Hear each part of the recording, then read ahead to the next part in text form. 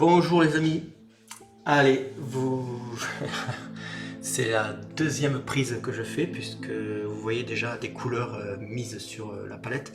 C'est tout simplement que suite à mon apéro paint live de dimanche, j'avais baissé le micro et je l'avais pas remonté, du coup je me suis rendu compte en début de vidéo que je parlais dans le vide. Ce qui fait qu'il faut que je recommence. Bon voilà, c'est pas bien grave, je vais reprendre tout ce que j'ai dit. Je ne sais plus ce que je disais, non je plaisante. Je disais bonjour les amis, nous voici repartis avec Jules César. Donc cette fois-ci, les parties métalliques je ne vais pas les toucher, je vais les laisser telles quelles, on les retravaillera plus tard. Parce que là, comme il y a des poudres métalliques, vous voyez, qui se sont déposées un peu partout, je laisse tout ça tranquille, on va recouvrir tout ça et on viendra finir les métaux plus tard. Là aujourd'hui on va s'occuper des manches rouges et de la cape rouge. Et pour ça je voulais vous expliquer une technique un peu, pas différente, mais un peu approfondir mon approche. Si on regarde bien grâce à cette fameuse réglette qui est très importante, j'espère que vous l'avez imprimée, que vous l'avez et que vous en servez très souvent. Si vous regardez, dans une des vidéos précédentes, j'avais rapidement passé, j'avais colorié la cape et j'avais fait un rouge relativement sombre. Et si on regarde bien, on est à peu près d'une valeur de 7, et on peut même aller jusqu'à 8 par endroit. Donc on a les valeurs sombres, elles sont entre 7 et 8. Et si je compare avec la box, on voit bien que le rouge est très vif, très pétard. Et on voit bien qu'il va vers le 5, voire même vers le 4 en termes de valeur. Donc on est du 8 au 4. 8 le plus sombre, 4 le plus clair. Si vous faites comme la plupart des figurinistes débutants, amateurs et un peu confirmés qui se jettent sur les kits de peinture tout prêt, c'est-à-dire comme un kit pour peindre le visage, un kit pour peindre le rouge par exemple. Il existe que ce soit, je crois, Prince Auguste, Scale 75, je sais plus quelle d'autres marques, Andrea, etc. Ils font des kits de peinture. Donc là par exemple, pour un vêtement en rouge, ils vont vous sortir un kit de peinture avec entre 5 et 8 couleurs différentes. Là, on part donc du plus sombre, 1, 2, 3, 4, 5, on a 5 valeurs différentes, du plus sombre au plus clair. Et il se peut que vous trouviez dans le commerce un kit qui va vous présenter une teinte sombre, une teinte un peu moins sombre, une base sombre, une base claire et un éclairci. Et ils vont vous dire, voilà, vous faites ça, vous mettez ça dans les ombres, ça entre les ombres et la base, entre la base et la lumière.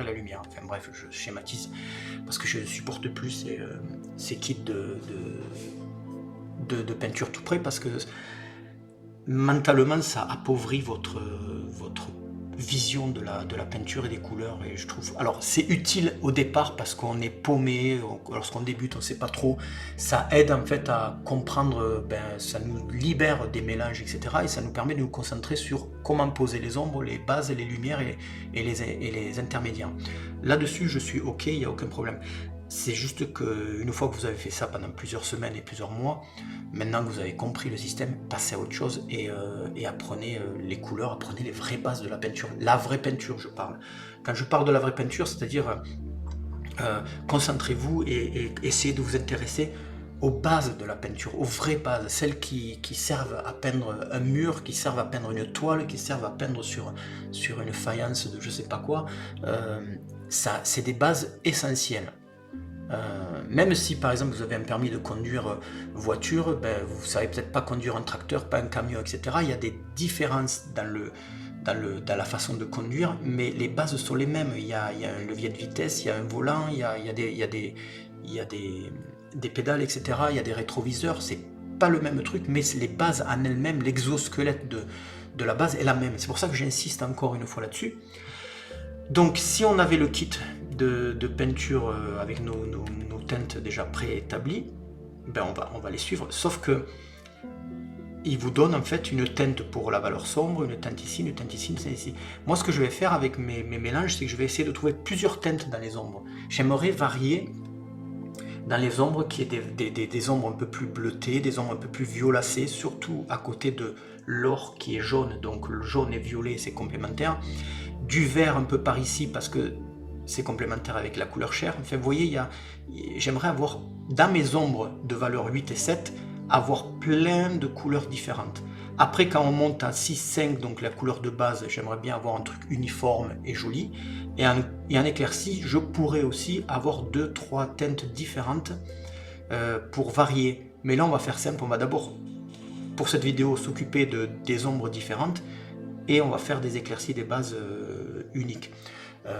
Puisque c'est la même source de soleil. Mais sinon, après, on pourrait par exemple faire une source de soleil ici, et ici, source de, je sais pas moi, d'un feu de camp ou d'autres choses, etc.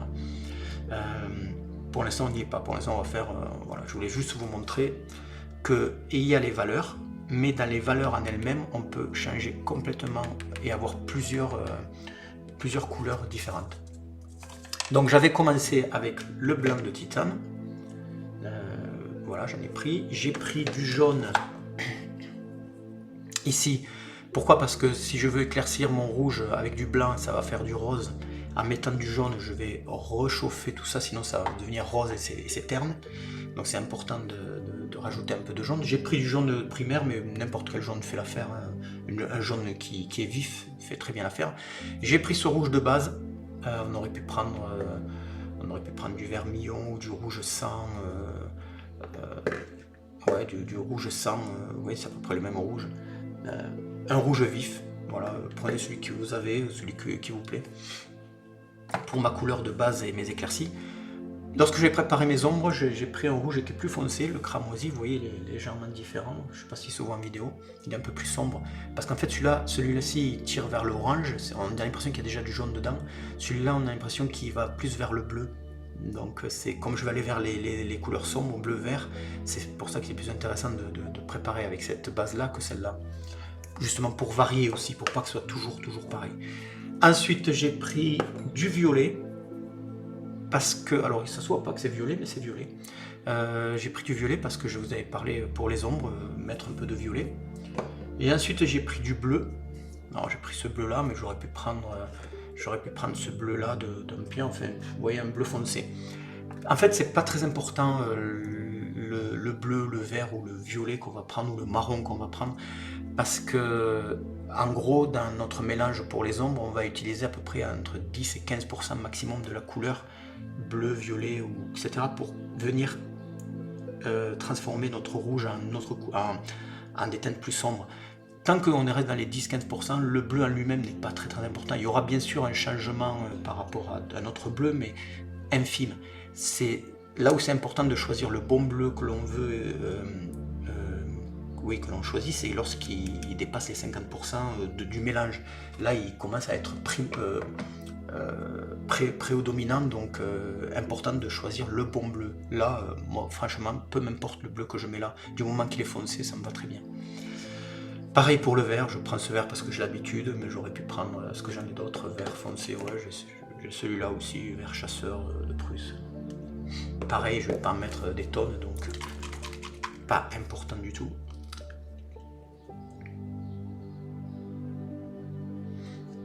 Et alors j'ai pas mis de noir. Et pour vous aurez pu mettre du noir si vous voulez, mais moi je n'ai pas mis. Et puis mon marron habituel, j'aurais pu mettre celui-là aussi. Hein. Vous voyez, une terre marron mat ou n'importe lequel. Parce qu'en fait c'est un marron qui tire vers le rouge et l'orange. Donc en fait il va venir rééquilibrer. Si je pars trop dans des couleurs, il va venir remettre un peu cet effet rouge dans mon ombre, on va voir. Donc je vais prendre mon plus gros pinceau, mon numéro 3, et je le mouille d'abord. Et je prends cette base là, je vais la décliner en 2-3. J'essaie de faire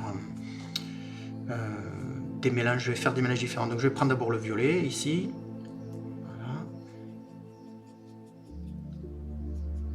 Oui, j'ai pas pris beaucoup de violet, déjà c'est sombre. Alors, je vais remettre encore un peu.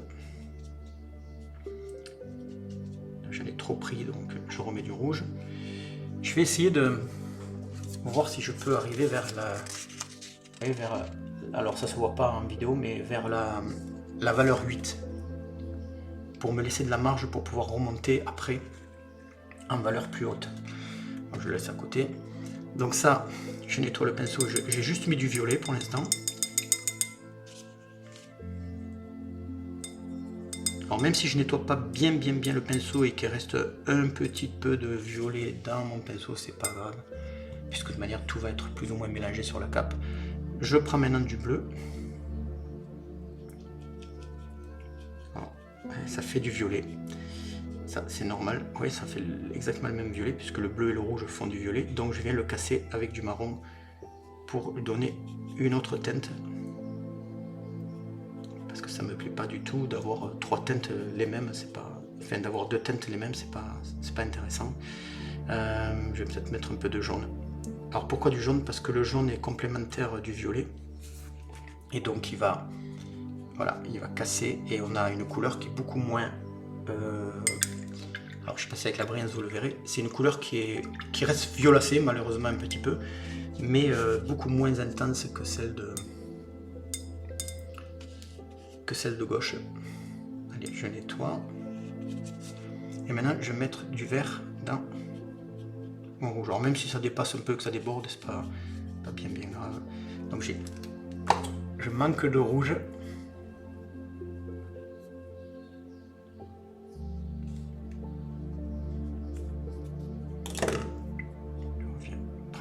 Rouge. Voilà.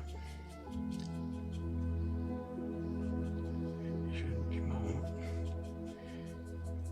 Donc là j'ai trois teintes légèrement différentes. En sachant que là j'ai du violet, là j'ai du violet terne et du vert. Alors ce que je vais faire, c'est que je vais énormément diluer et je vais recouvrir l'ensemble de la figurine avec cette teinte là,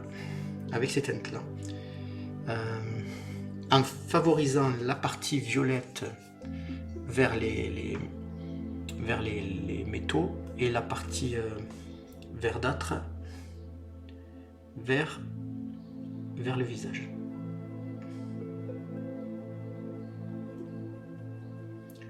Alors c'est vraiment passé un peu aléatoirement.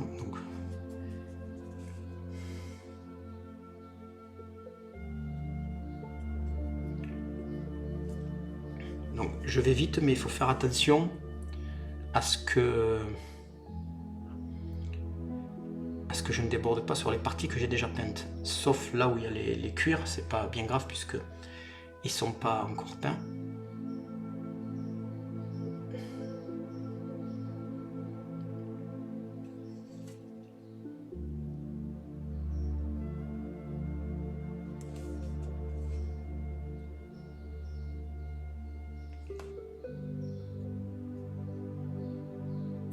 Pas obligé de tout peindre puisqu'on a déjà peint une première fois, donc ça peut apporter des variations, donc c'est pas important que ce soit pas tout bien peint.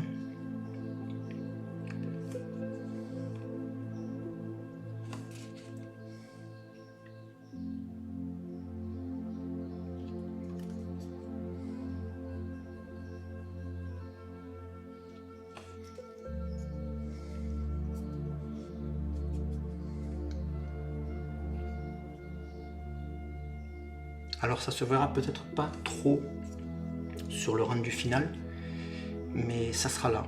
Il y aura des variations légèrement différentes et intéressantes.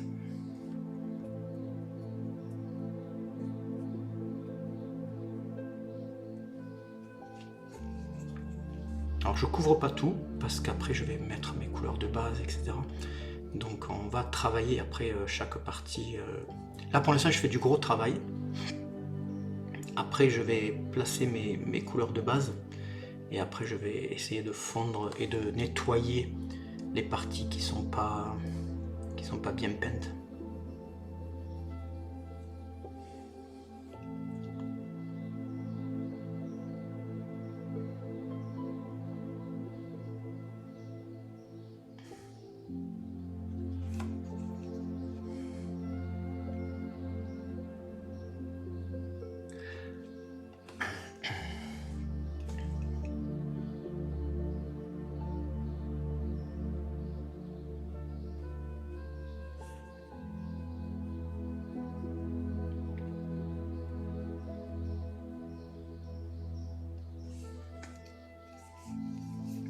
Voilà, ça suffira pour ça.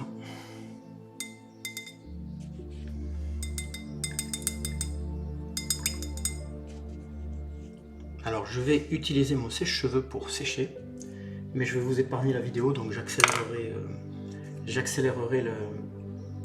enfin je couperai la partie où je sèche le sèche-cheveux pour pas vous embêter. À de suite. Voilà, j'ai fait donc un mélange, donc vous voyez que c'est un peu plus foncé, il y a des endroits où c'est pas encore tout à fait sec, mais c'est pas bien grave.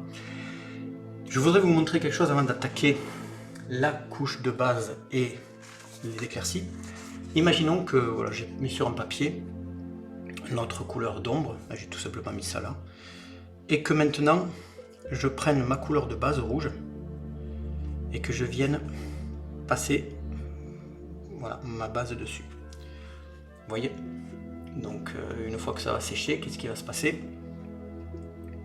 Il va se passer que je vais avoir besoin de plusieurs couches pour pouvoir mettre ma couche de base rouge bien uniforme sur les parties de base que je veux. Donc j'ai autre chose, c'est que je vais vous montrer qu'en fait je vais d'abord peindre en blanc toutes les parties que je voudrais peindre en rouge. Pourquoi? Parce que lorsque je mets le rouge à côté sur le blanc, il est vif. Vous voyez la différence? À un coup j'ai ma couche de base, alors que là je ne l'ai pas. Donc ce que je vais faire en fait, c'est que je vais passer sur la cape du blanc et après je viendrai passer ma couche de base. Et donc ça me permet qu'à une couche je vais pouvoir vraiment mettre ma couche de base. Regardez la différence. Vous voyez? Donc ça c'est aussi un gain de temps énorme. Alors, plusieurs façons où on utilise nos pinceaux habituels, ou si vous avez, ça c'est top, c'est un pinceau plat, même s'il n'est pas bien précis, même s'il n'est pas fin, etc., c'est pas bien grave, parce qu'on fait toujours pareil, les gros travaux d'abord. Donc je remets mes lunettes, et je viens chercher du blanc, s'il veut bien venir, je vais le diluer un petit peu.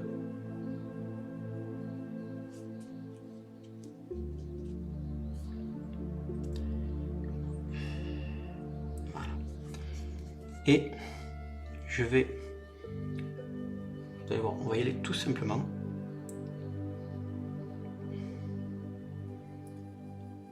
Comme si on mettait de la lumière. Alors j'essaie d'attraper un maximum de trucs par en haut. Comme s'il y avait la lumière qui allait se mettre là. Pas la peine d'être super précis, parce qu'on va pouvoir travailler après avec des ombres, etc., avec les couleurs intermédiaires, vous verrez. Pour l'instant, c'est une sorte de brossage à sec, mais avec une peinture un peu diluée quand même.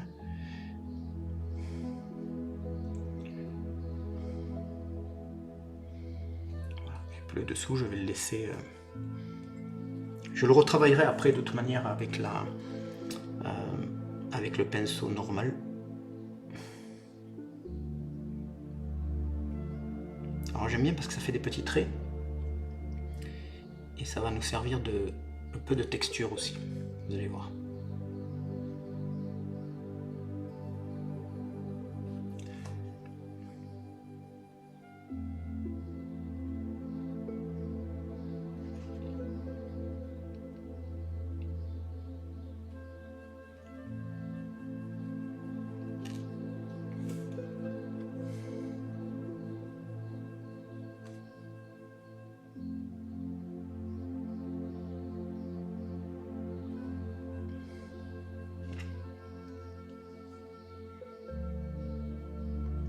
Alors vous allez me dire, mais il recouvre quasiment tout. Presque tout, oui.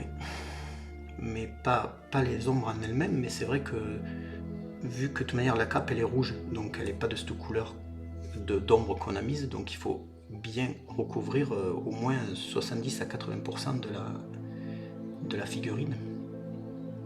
Enfin de la cape, je veux dire. Vous inquiétez pas si vous n'êtes pas très précis, après on viendra corriger avec le pinceau plus précisément, avec l'autre pinceau. Là pour l'instant on fait les grosses œuvres, donc sinon avec le petit pinceau on en aurait pour 3 heures. Là on essaye d'aller vite.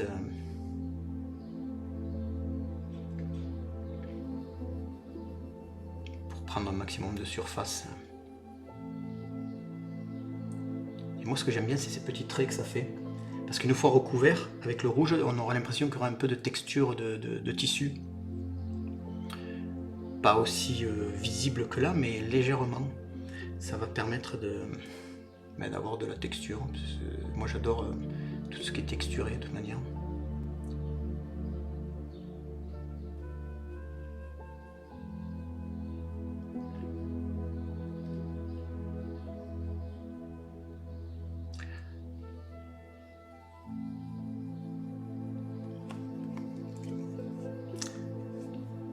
Pour ceux qui ont l'abonnement à l'huile, je suis en train de réfléchir à qu'est-ce que je vais faire comme prochaine figurine à l'huile. Et je me posais la question si je ne devrais pas faire un buste à l'huile. Et justement, comme ça on peut voir comment faire pour donner un effet de texture comme ici là, sur un vêtement, une cape pareille ou un uniforme napoléonien, je ne sais pas. Je vais y réfléchir. J'ai quand même grande envie de faire un buste.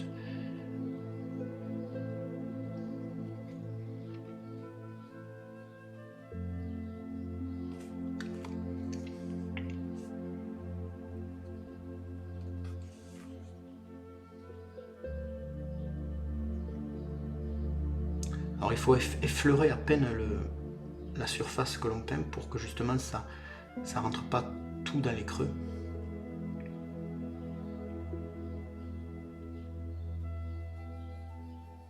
Mais on sait qu'on peut venir corriger après avec les autres couleurs, donc c'est pas bien grave.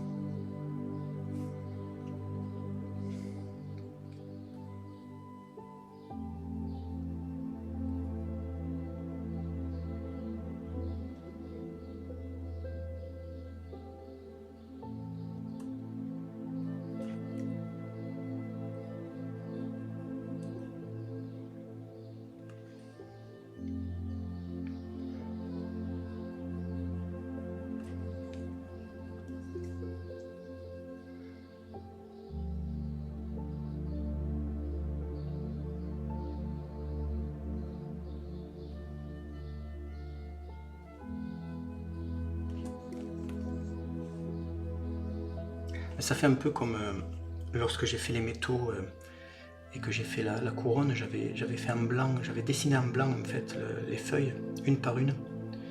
Là c'est un petit peu ce que je fais.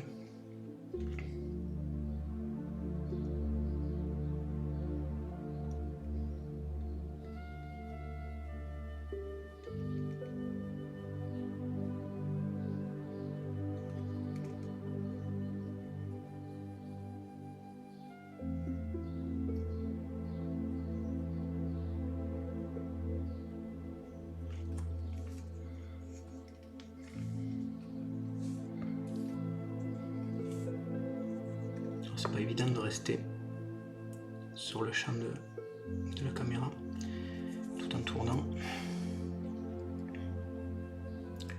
parce que les surfaces sont grandes.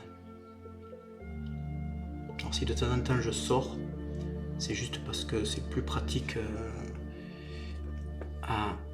avec le pinceau et que ça durera que quelques secondes quoi, parce que vous voyez le principe en fait.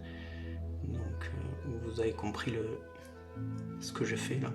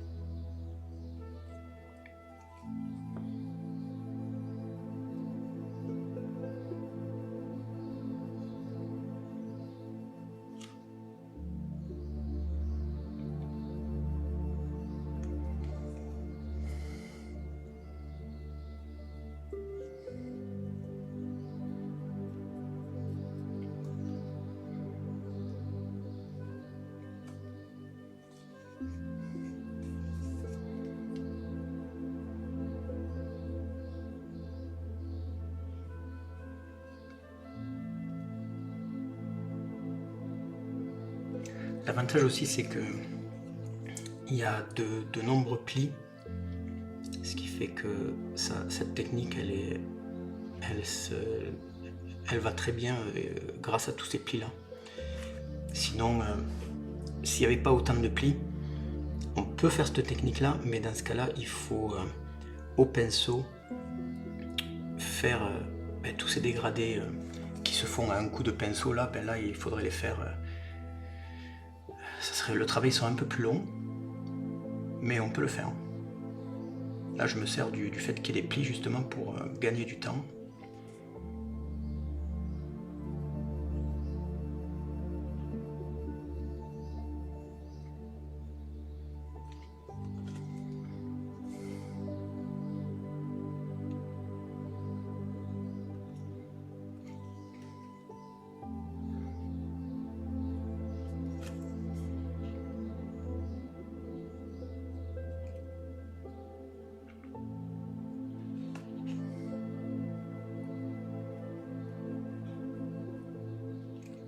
Voilà.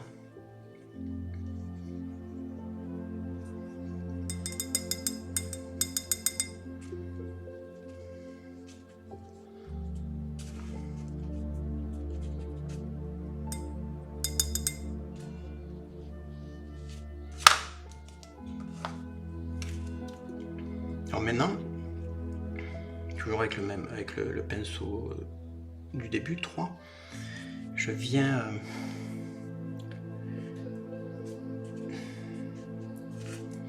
un peu tapoter par endroits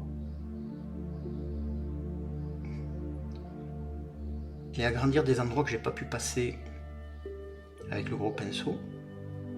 Alors, vous voyez, la couleur devient un peu rose. C'est parce qu'en fait il y a du mélange de là, mais c'est pas grave, l'idée c'est que ce soit très clair et quasiment blanc, puisque de toute manière ça va être recouvert en rouge, donc voilà. Et vous venez dessiner plus proprement là où ça a besoin d'être clair et des endroits qui doivent rester tels quels.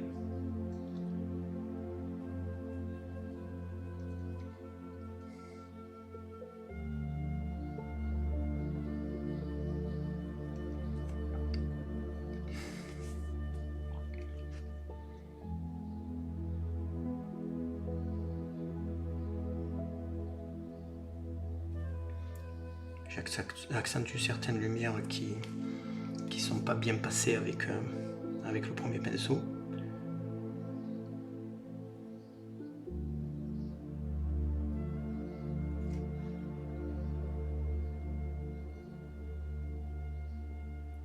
J'alterne entre tapoter et mettre des lumières bien vives.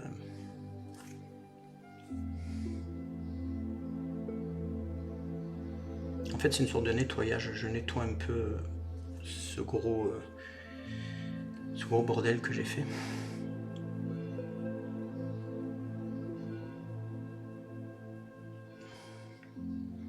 Rendre quelque chose un peu plus propre. Alors là, je peux pas vous dire là il faut mettre la lumière, là il faut mettre le truc. Il faut que vous arrêtez jamais d'observer. Il faut jamais arrêter d'observer. Par exemple, sur le net, si vous tombez sur des reconstitutions de l'époque romaine ou autre, et qu'il y a des belles capes, des beaux vêtements, mais regardez comment fonctionnent les ombres, regardez comment où sont posées les lumières, regardez comment sont les textures, sans forcément comprendre, mais au moins vous avez une idée. Vous vous dites, par exemple là, vous voyez, j'ai rajouté ce trait là pour donner l'effet du mouvement de la cape. Donc ça c'est de l'observation qu'il faut faire. Si vous le faites pas, vous allez chaque fois être retrouvé à dire ah, je dois faire quoi là, comment je fais, comment je mets, où je mets les lumières, etc. C'est délicat et en fait ça vous bloque. À la longue ça vous bloque. Donc prenez l'habitude d'observer tout le temps, tout le temps, tout le temps.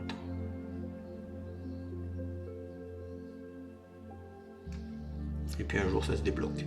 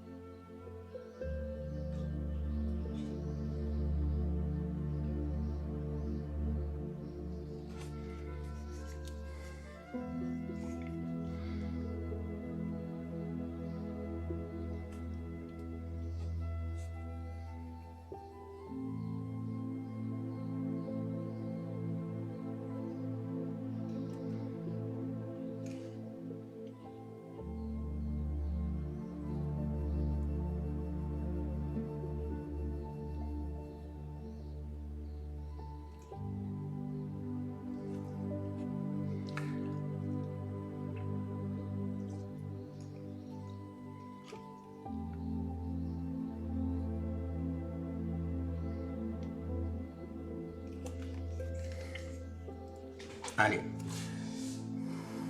Maintenant, on va passer le filtre rouge.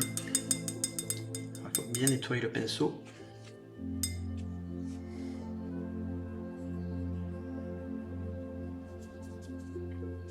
Alors, je risque de devoir avoir besoin de passer plusieurs filtres.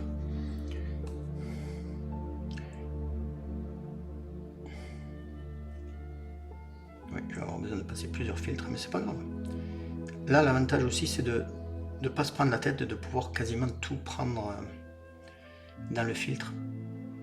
C'est-à-dire même certaines parties d'ombré, pas toutes, mais on n'a pas besoin de s'arrêter juste sur la partie claire. C'est un avantage.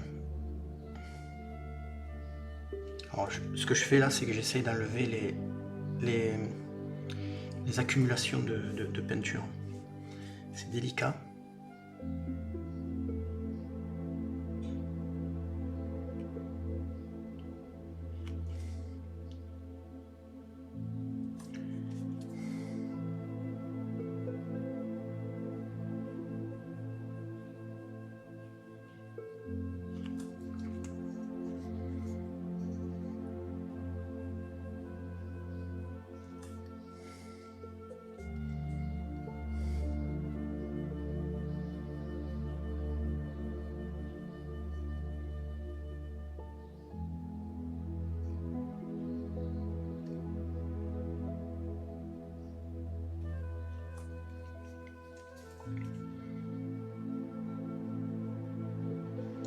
L'idéal, ça serait, si vous avez un aérographe, vous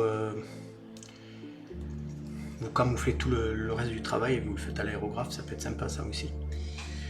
Je ne suis pas très fan de travailler à l'aérographe, parce que bon, je m'éclate plus au pinceau, je trouve qu'il y a plus de vibrations, c'est moins lisse en fait, ça fait moins homogène, on voit les coups de pinceau et c'est ce que je recherche en fait. Mais il y en a qui adorent faire ça à l'aérographe.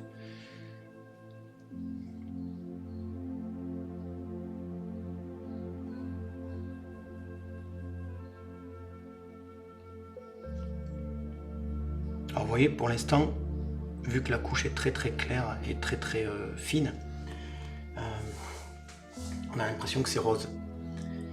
Pourquoi? Parce que le blanc prédomine encore la couche de base.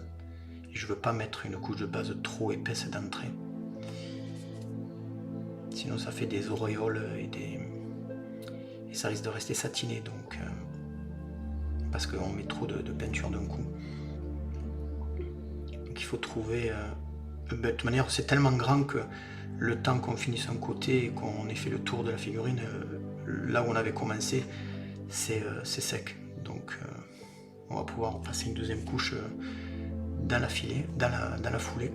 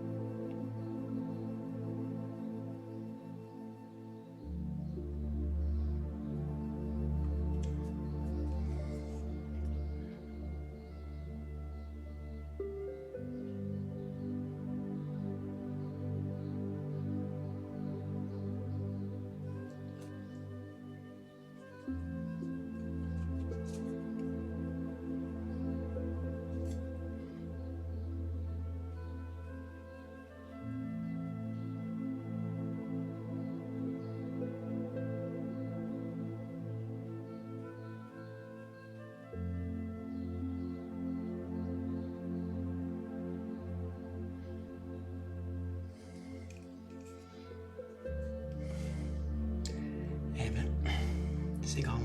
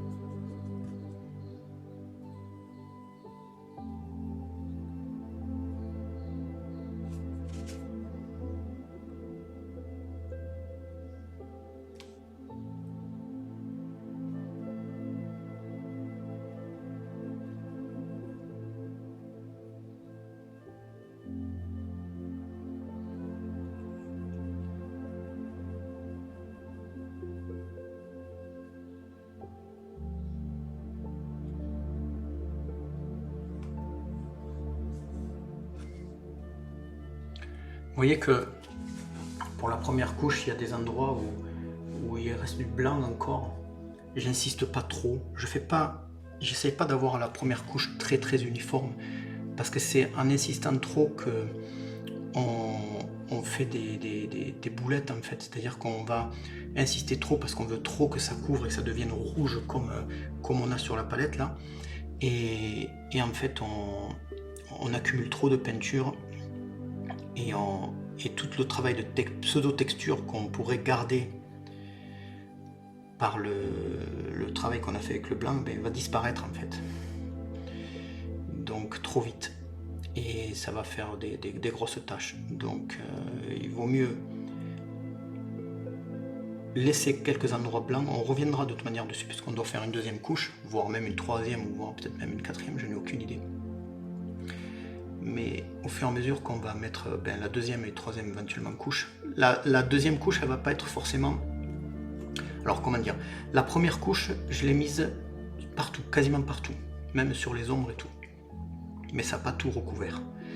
La deuxième couche, je vais me focaliser sur le rose en fait, sur le rose pour le faire devenir bien rouge. Et la troisième couche, elle va pas être entièrement partout, elle va être juste les endroits qui auront besoin de raviver un peu ce rouge. Cette troisième couche, elle ne sera pas partout, elle sera juste sur certains endroits où on aura besoin de raviver un peu ce rose pour le rendre plus rouge. Ça va être en fait, au fur et à mesure des couches, ça va être de plus en plus restreint en fait. Voilà. Et localisé. Restreint, localisé et maîtrisé. Là pour l'instant c'est on s'amuse, pour l'instant je m'amuse.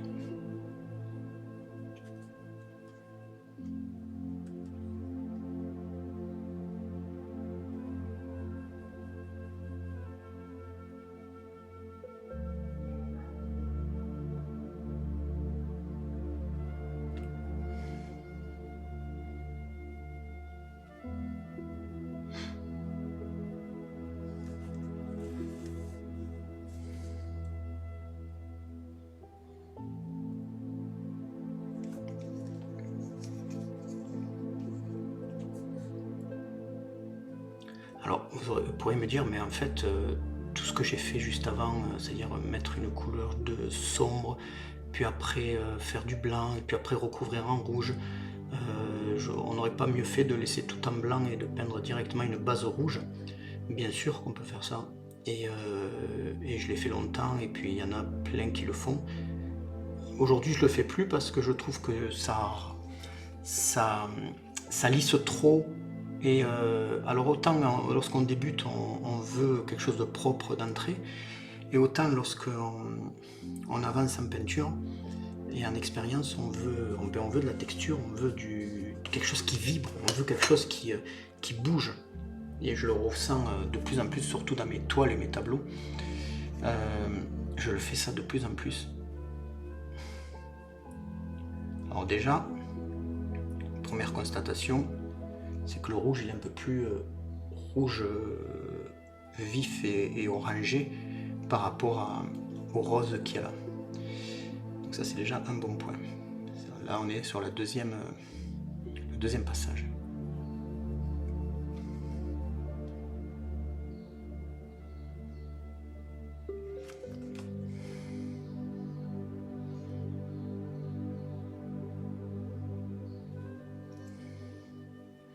Je me focalise là où il y a la lumière, ou du moins le rouge clair, là où j'avais mis le blanc en fait. Je ne vais plus dans les ombres.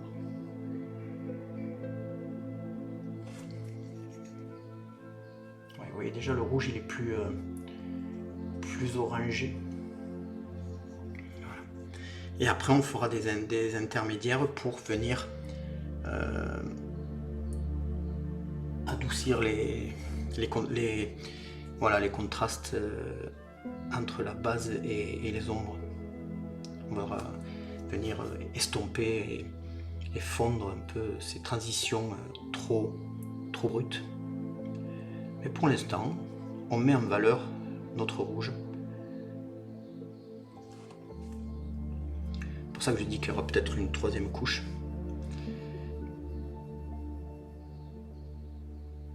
Qui va être juste là pour raviver encore plus le rouge par endroits sur certaines arêtes, quitte après à venir le faire avec du jaune mélangé au rouge pour avoir une couleur encore plus vive par endroits, avec certainement une reprise de lumière blanche pure comme j'ai fait avant de mettre ce rouge jaune, mais dans des endroits plus comment dire ça,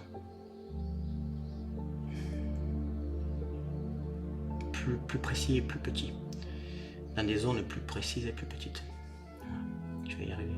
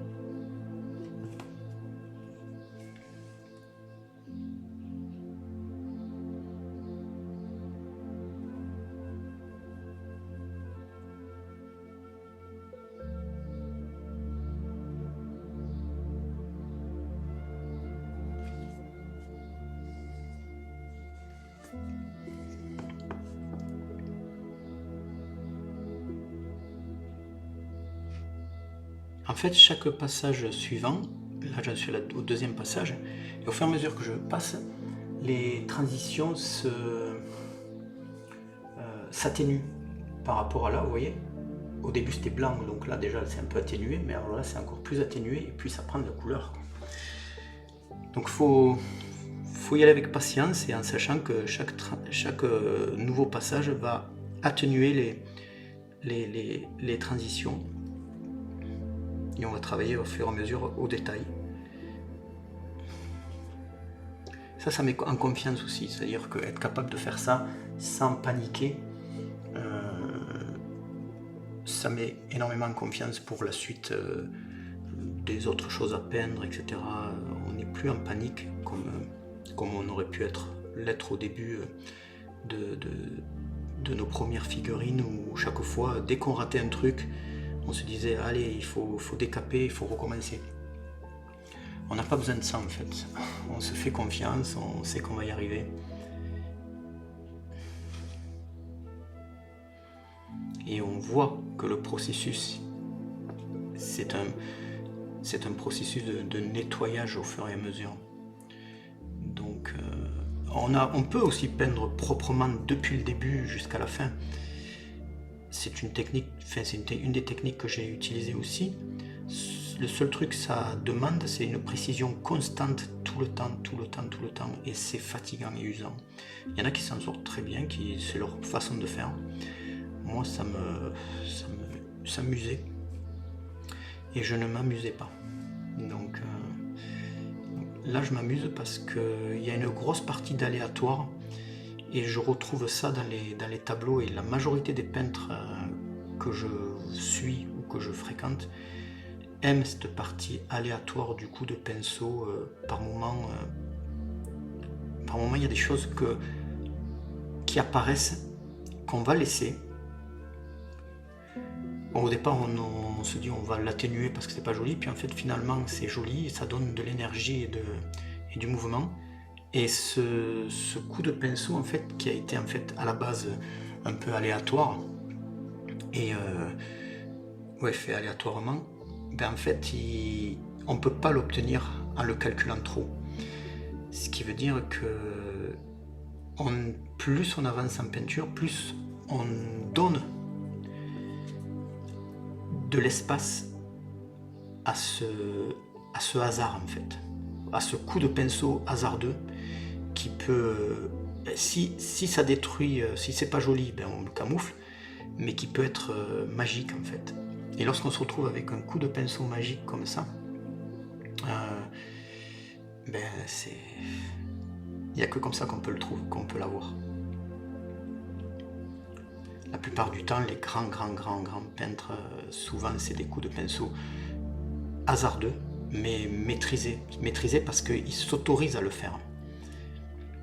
En tant que débutant et confirmé, on a tendance à pas trop se l'autoriser, ce qui fait qu'on ne laisse pas le plaisir de se retrouver avec quelque chose qui pourrait être extraordinaire,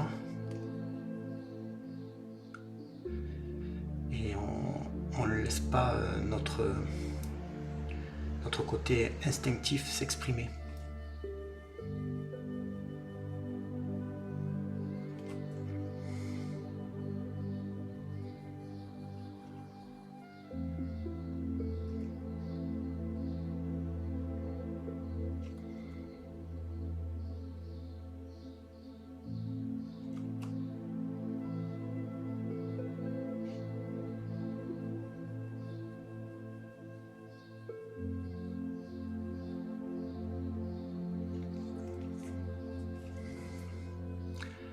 Et là pareil, une fois que j'aurai fini le tour de la cape pour ce deuxième passage, ben, je vais pouvoir entamer dans la foulée le troisième passage, puisque ça sera sec à nouveau.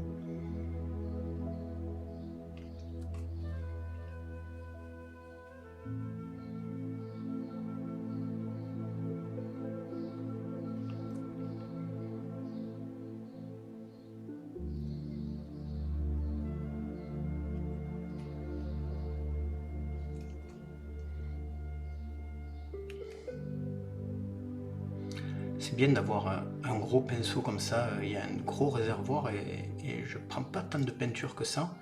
Je viens pas recharger le pinceau souvent et il y a encore beaucoup de peinture dessus.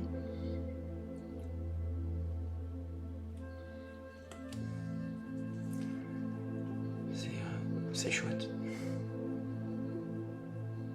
Alors il faut quand même maîtriser le nombre de peintures qu'il y a sur le pinceau pour pas que qu'il y en ait trop et que ça coule partout dans les creux, dans les trous.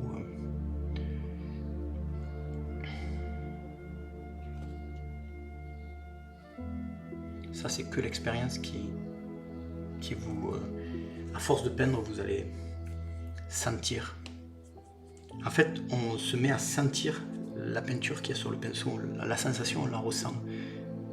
Il y a un changement de poids, il y a un changement de... Je sais pas, c'est dur à expliquer. C'est même impossible d'expliquer avec des mots le ressenti. On sait, on sent que il y a la peinture qu'il faut. Et du coup, instinctivement, notre façon de poser le pinceau sur la figurine, elle est adaptée. Elle est adaptée à la contenance et la consistance de la peinture qu'il y a sur le pinceau. Et ça se fait avec des années de pratique, des mois ou des années de pratique en tout cas. Mais il se passe un truc à un moment donné qui devient instinctif.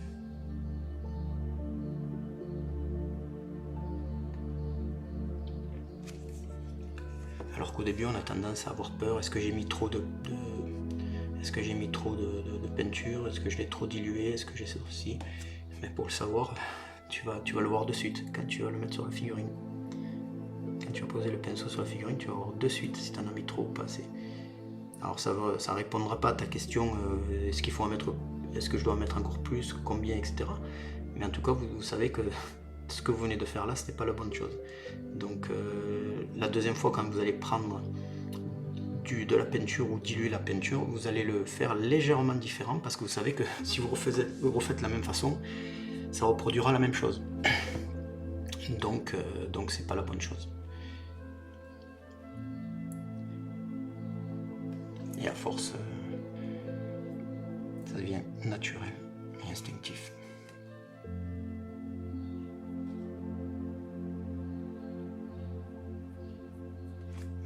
Voilà mon deuxième tour. Bon, c'est toujours sale, mais c'est déjà plus rouge. Ouais, je vais faire un troisième tour, mais très ciblé. Là où je vois que c'est un rose, je passe. Si je vois que c'est pas rose, je laisse. Et là, déjà au fond, là-bas, je laisse. Là, c'est rose.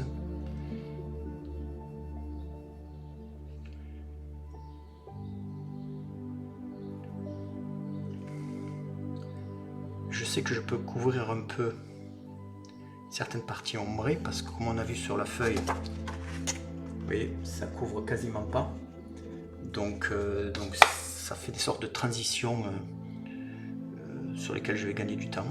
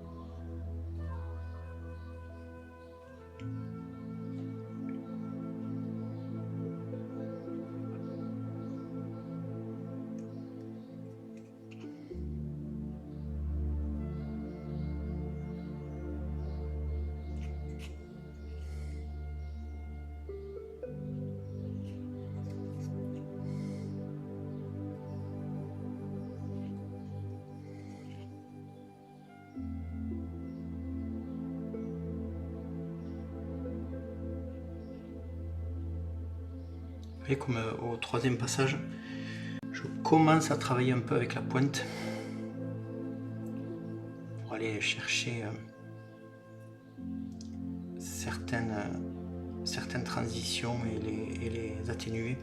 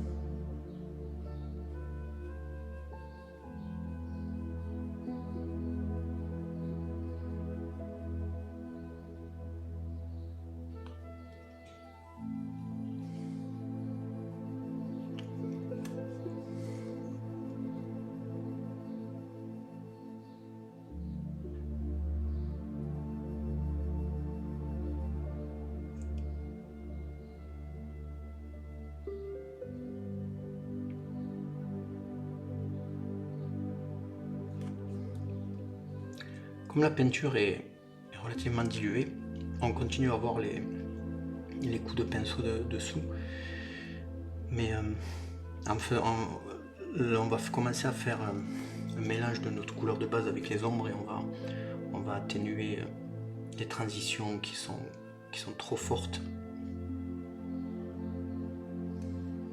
ou du moins qui se voient un peu trop.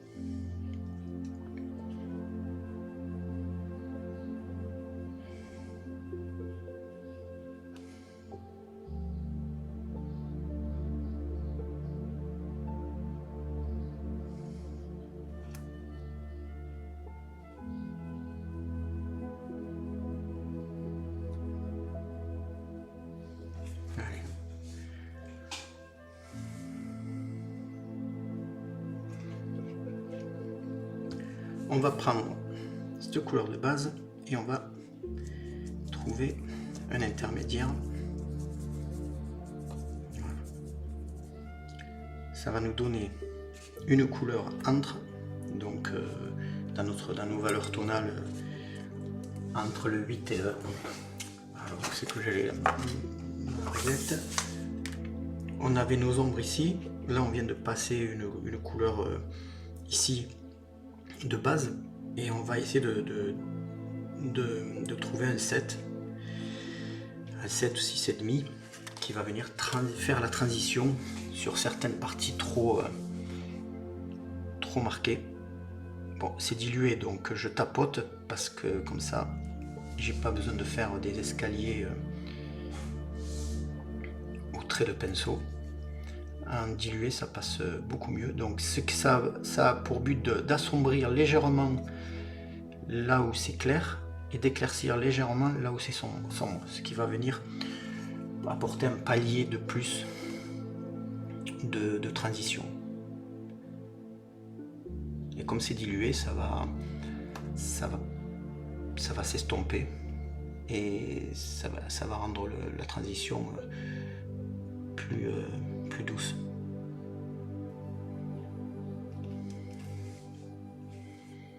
Vous voyez ce genre de transition ici là.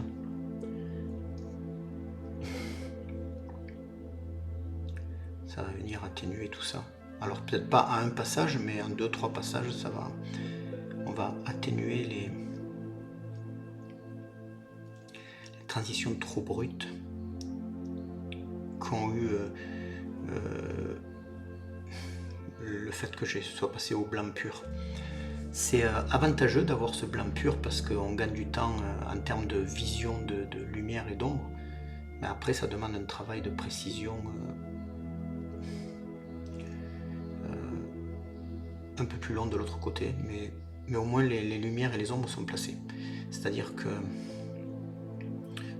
c'est pas la lumière qui est placée, c'est la couche de base et les ombres sont déjà positionnées, ce qui donne déjà un travail de réflexion en moins à avoir sur du long terme, parce que lorsqu'on monte les lumières petit à petit,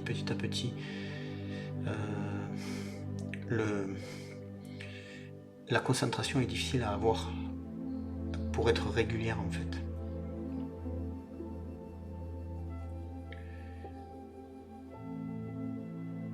Et sur du long terme.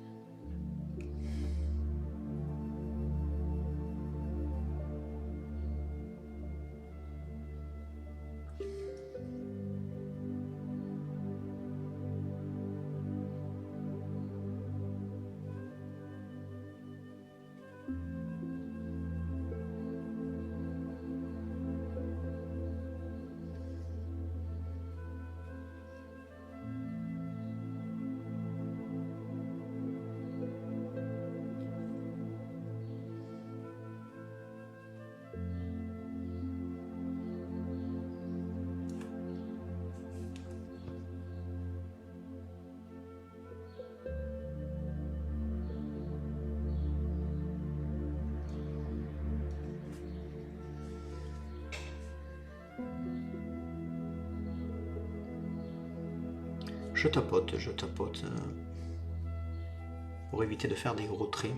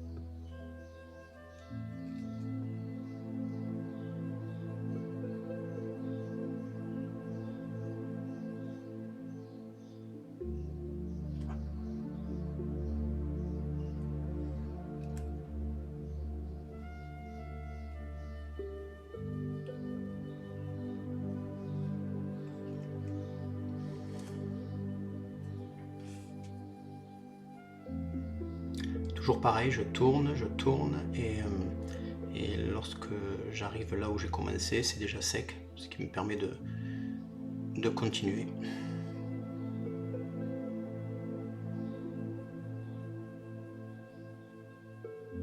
Et si je rate un pli, vu que je vais tourner plusieurs fois, à un moment donné, je le verrai et je le raterai pas. Donc ne vous inquiétez pas si vous ratez certains endroits, vous revenez.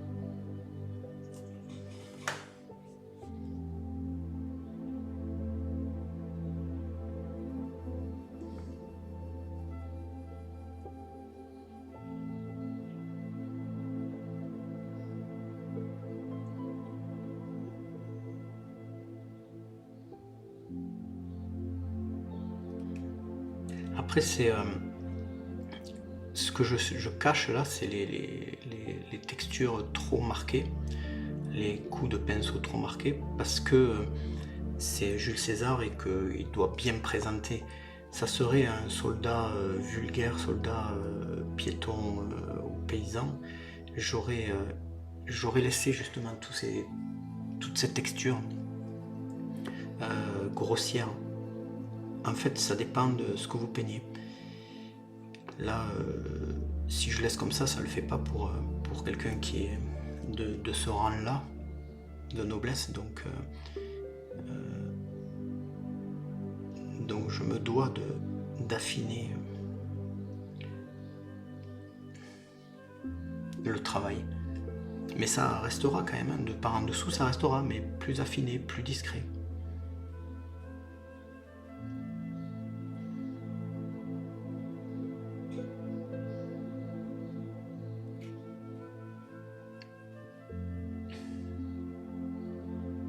Le truc, c'est quand on passe un coup de pinceau, on a l'impression que la transition est bonne, mais dès que ça sèche, comme c'est dilué, on revoit ce qu'il y a en dessous. Mais ça, on le revoit, mais plus atténué. Donc on sait qu'il va falloir plusieurs passages et à force, ça va disparaître.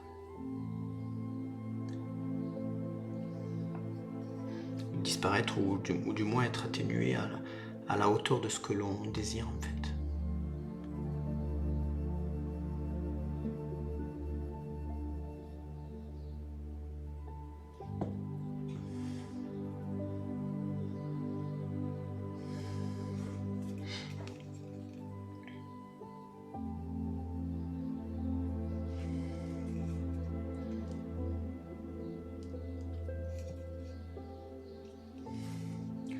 Alors, il se peut que, comme moi, à un moment donné, là, au bout d'une heure et demie, ça vous agace de faire ça.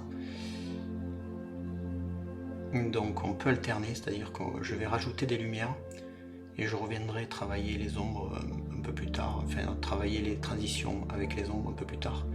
Peut-être qu'en mettant des lumières, ça va, en mettant des lumières plus fortes, ça va donner un contraste plus fort et du coup toutes ces parties ombrées vont passer en fait, parce que la transition qui est ici en termes de valeur, vu qu'il y aura des lumières plus fortes, il y a des fortes chances que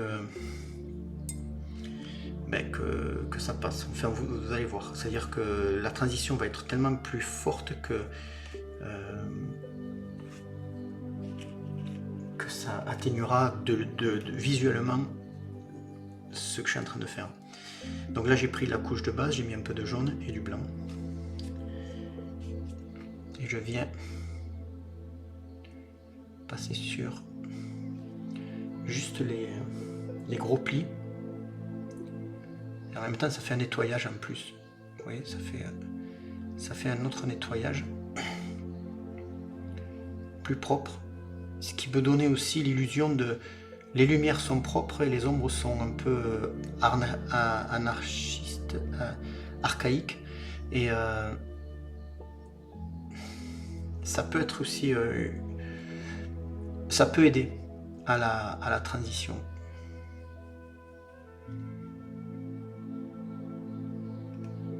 Vous voyez comme ça nettoie aussi en même temps. Ça nettoie d'une façon.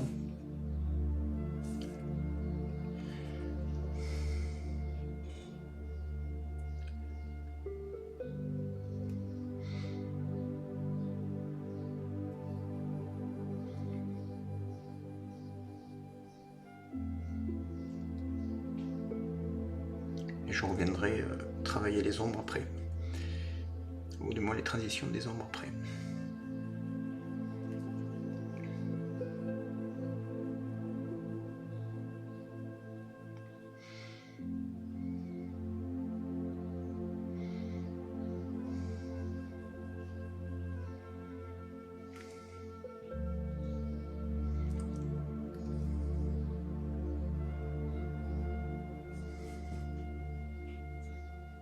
Je refais mon mélange,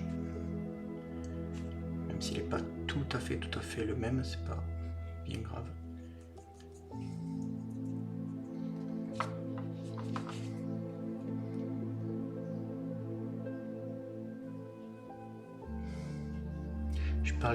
Je disais que même si c'est pas tout à fait le même, en proportion exacte de jaune et de blanc, ça portera une petite variation. Je mets beaucoup de petites variations infimes. Je ne focalise pas sur le fait que j'ai pas mis exactement le même pourcentage que tout à l'heure de blanc, de jaune et de rouge. C'est tellement... vous voyez tous les plis qu'il y a, ils réagissent pas tous de la même façon à la lumière puisqu'ils sont pas de la même intensité en termes de plis, ils sont pas au même endroit, chaque pli est à son endroit individuel, il n'y a pas deux plis qui sont au même endroit, donc si ça réagit pas tout à fait pareil, au millimètre près à la lumière, c'est normal, et c'est ce qui rend le truc vivant aussi.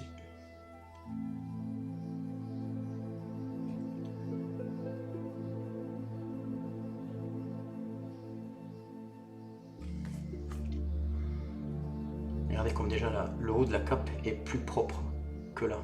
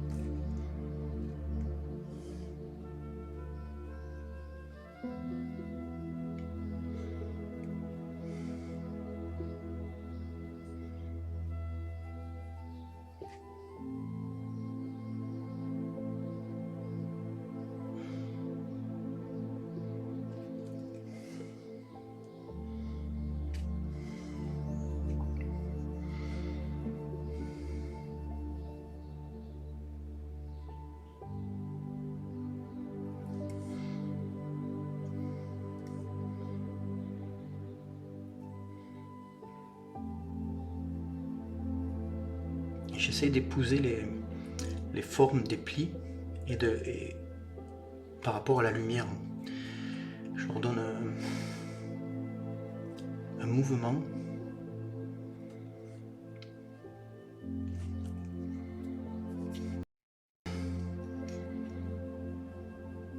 Et à force d'avoir passé du rouge ou du rouge clair comme je passe là sur ce blanc, le blanc disparaît et laisse... en fait, il disparaît pas, il est en dessous et il permet l'éclat au rouge d'être vraiment rouge vif comme ça. Que j'aurais pas pu obtenir si j'avais peint directement sur quelque chose de sombre en fait.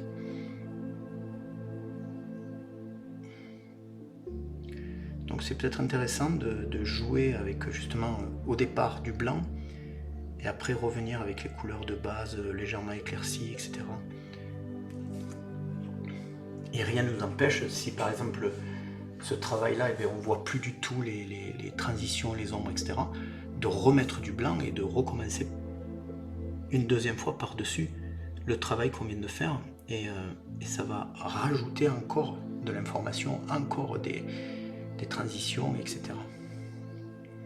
Donc en fait, rien n'est perdu en fait. Faut pas se dire oh j'ai tout raté, je recommence tout, je décape tout, je recommence tout. Non, on va se servir de cette base et on va en faire quelque chose.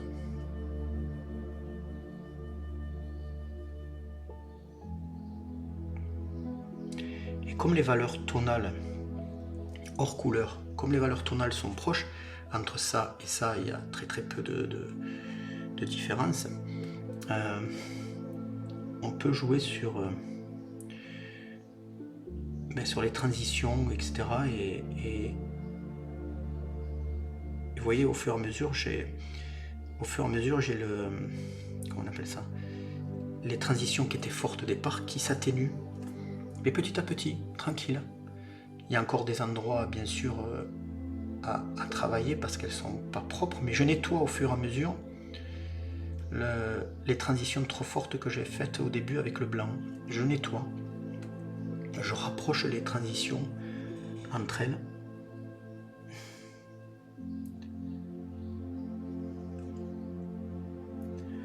Voilà, c'est un travail en fait depuis tout à l'heure de nettoyage, tout simplement.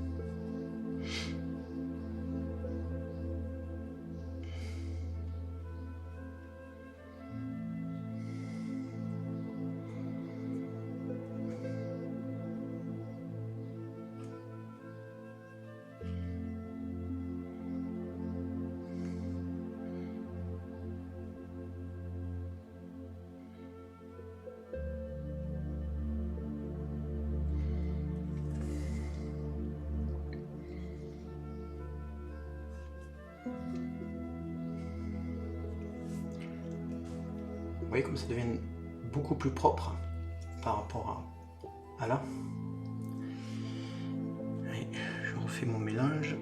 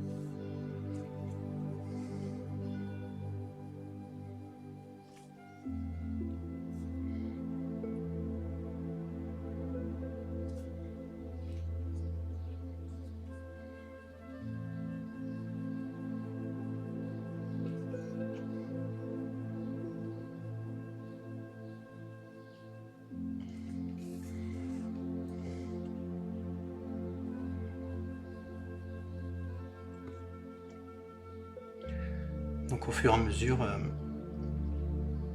par rapport au début qui était blanc et puis rose, la cape elle prend un côté velours rouge bien foncé, enfin bien velouré, je sais pas comment on peut dire ça, qui au départ était rose en fait.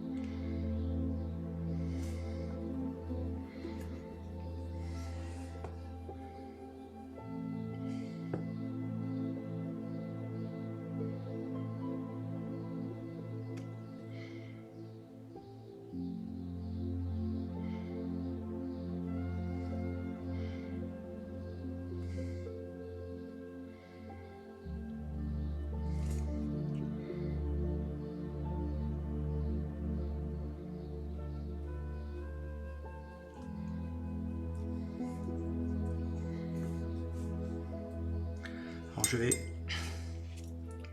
prendre un peu d'ombre là.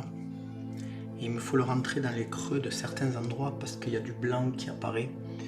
Et je veux juste enlever ce blanc. Voilà, ça c'est fait ici. J'ai vu dans d'autres endroits aussi. Donc c'est avec la peinture diluée. Voilà, ici.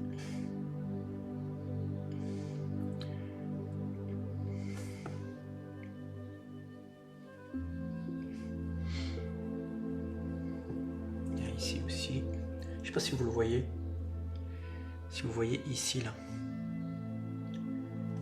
Alors, je vais essayer de vous montrer. Voilà, on voit là un peu, oui.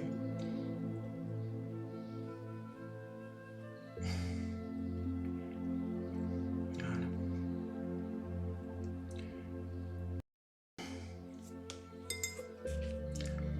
Allez, je vais reprendre encore avec un peu plus de jaune et de blanc. Je vais essayer de passer vraiment sur certaines parties très hautes et très lumineuses.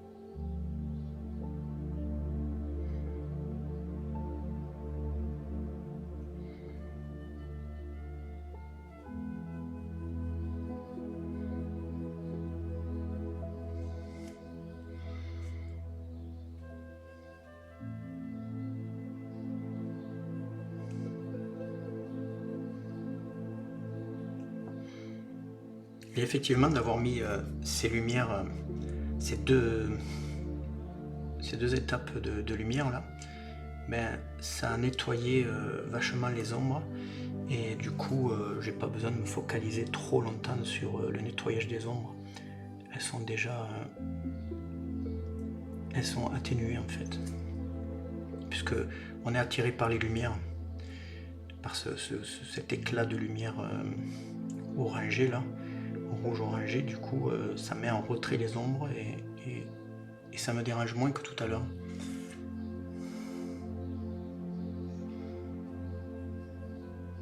Je sais pas si vous voyez ce que je veux dire. Si j'avais pas fait ça, peut-être que je serais encore en train de nettoyer mes ombres. Et également une perte de temps en fait.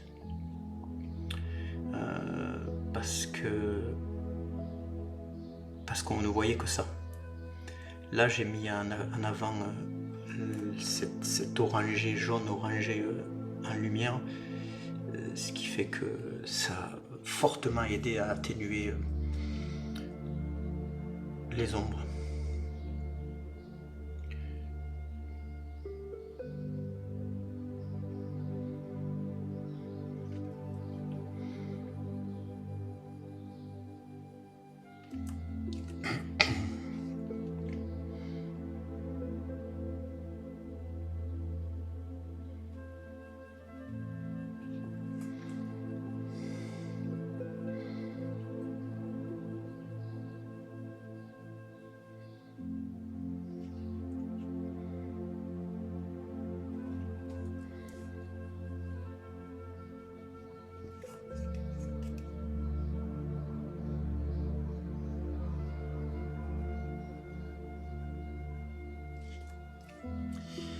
Ouais, il fait chaud, j'ai les fenêtres ouvertes, je pense que vous entendez les voitures quand elles passent avec la musique à fond. Vous devez l'entendre là. Vous comprenez que je suis pressé de partir habiter dans mon hameau avec 7 habitants et entendre le bruit des oiseaux à longueur de journée plutôt que ça. Même si c'est pas dérangeant en soi-même, mais bon. Si je peux...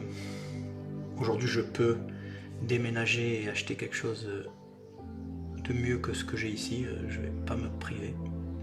Même si je suis très bien là où je suis ici.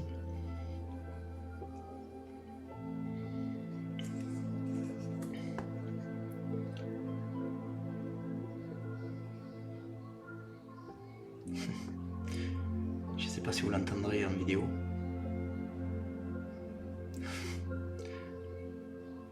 Si j'y pense, je couperai la musique de fond pour que vous l'entendiez mieux.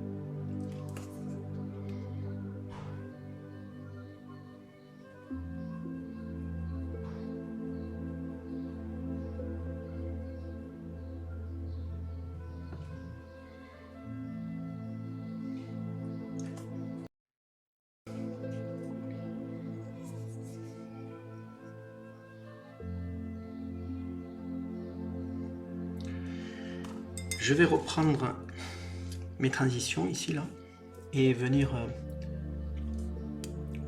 arranger certains endroits qui se voient bien ici, parce que c'est quand même une vue principale du buste de la figurine.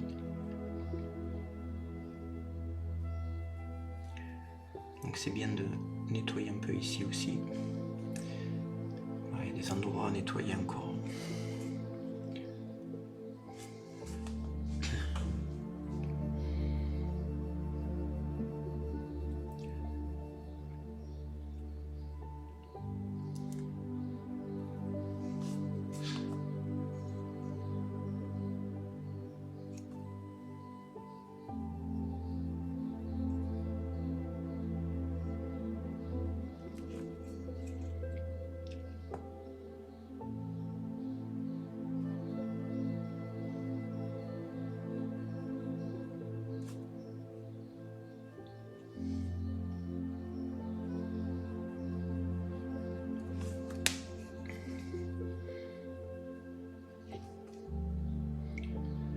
Voilà, c'est un travail de longue haleine, mais qui est plaisant.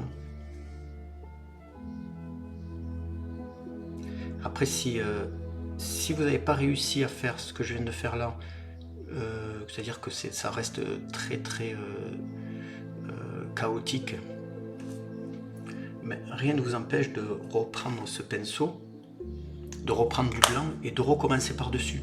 Et de revenir travailler l'ensemble après. Ça peut donner des...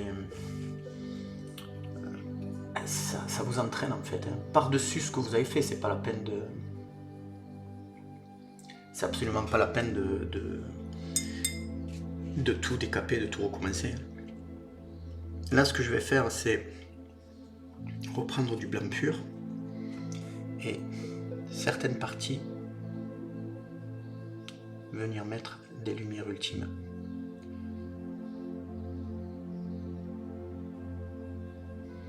Que je viendrai faire un rouge très vif.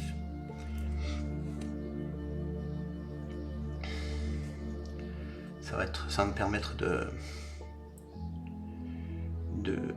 gagner du temps sur certaines lumières que je veux mettre en avant. Donc vous voyez, je les amène vers... en fait, il y a un mouvement ici, là, qui amène ici, là. Et donc je me sers de ces plis de la sculpture pour amener la lumière vers là.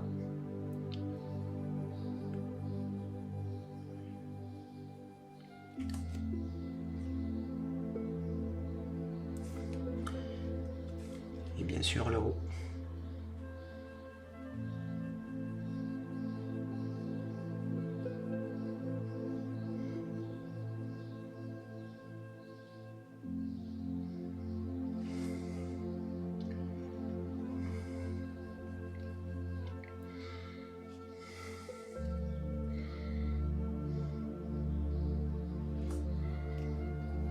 Voilà. Je vais voir si je peux faire autre chose.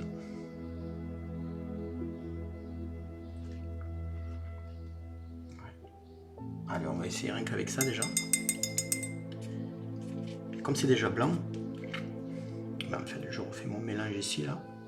J'ai pas besoin de l'éclaircir plus, hein, je le laisse tel qu'il est de tout à l'heure. Et je viens couvrir les parties blanches.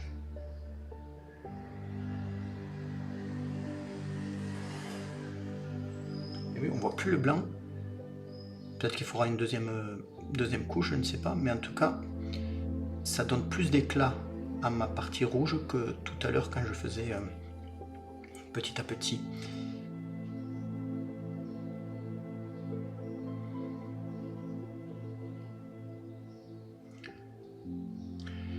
Et je peux bien sûr aller plus loin que là où c'est blanc, parce que de toute manière ça couvrira moins que là où c'était blanc. Donc ça fera des transitions aussi. Ça aidera à la transition. Donc du coup on voit plus le blanc que j'ai mis, mais il y a des lumières discrètes qui viennent aller vers qui vont là où je les amène. Puisque j'amène tout vers ici là.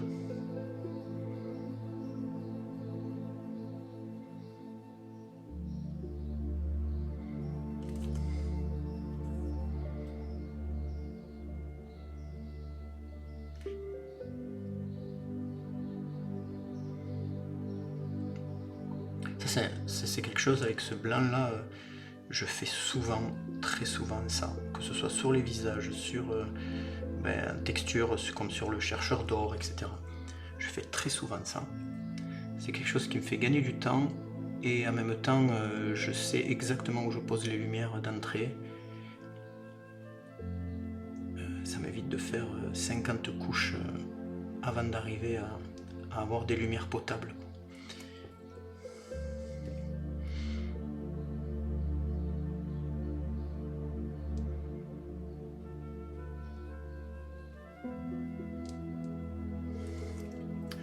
Ça sèche là, je reprends ici un peu parce que maintenant que ça a séché, on voit des points de blanc qui sont pas très jolis. C'est normal, hein, c'est la couche est diluée, donc elle est à une couche, ça passe pas, c'est pas régulier, donc des fois, suivant les peintures qu'on utilise, il faut 3-4 couches. Là, je pense que 2 ça suffit.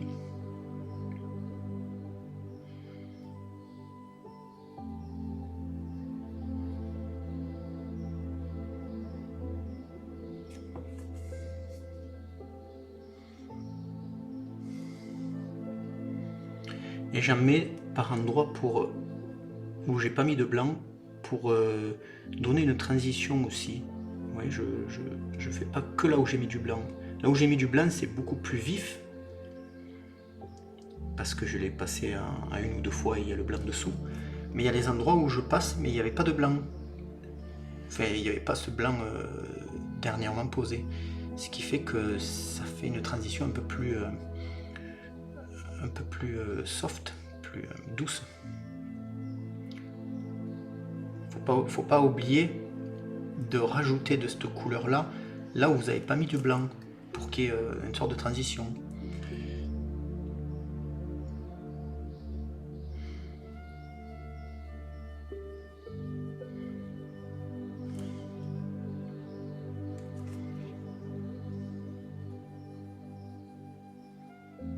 Et voilà, on a quelque chose de simple, beau, efficace, enfin en tout cas à mes yeux. On peut encore travailler, on peut encore faire des jus, etc. C'est des choses qu'on peut travailler à l'infini en fait. C'est vraiment à l'infini. Faites-vous plaisir tant que vous pouvez. Moi je suis obligé de m'arrêter parce que mon fils va pas tarder à arriver de l'école. Et je peux pas m'arrêter en plein milieu, donc je préfère m'arrêter là.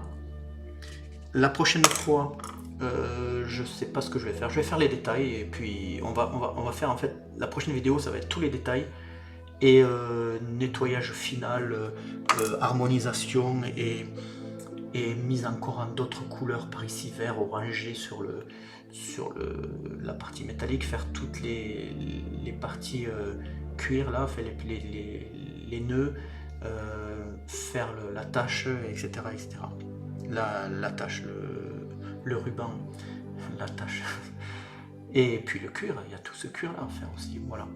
Et puis continuer à travailler sur la cape un petit peu, mais dans l'ensemble, elle est bien rouge, elle met bien en valeur le visage, je trouve. Moi, elle me plaît bien. Là. Voilà.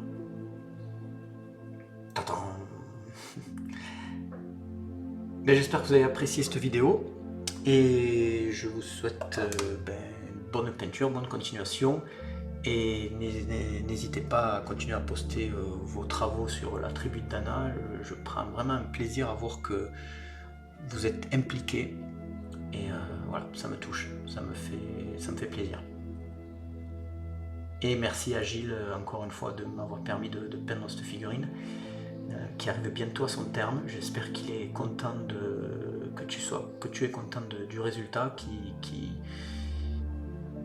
prend forme de plus en plus petit à petit et bientôt la fin. Allez, portez-vous bien, à très bientôt.